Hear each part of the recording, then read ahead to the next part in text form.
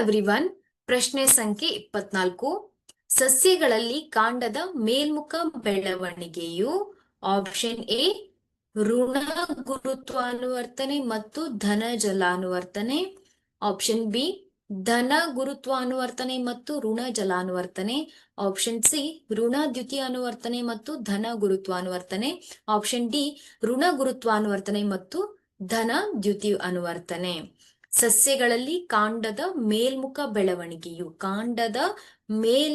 ಬೆಳವಣಿಗೆ ಅಲ್ವಾ, ಇದು ಋಣ ಗುರುತ್ವಾನುವರ್ತನೆ, ಧನ ಜಲಾನುವರ್ತನೆ ತಪ್ಪಾಗಿದೆ.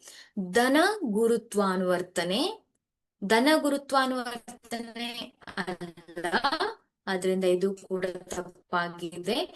ಋಣ ದ್ಯುತಿ ಅನುವರ್ತನೆ, ಧನ ಗುರುತ್ವಾನುವರ್ತನೆ.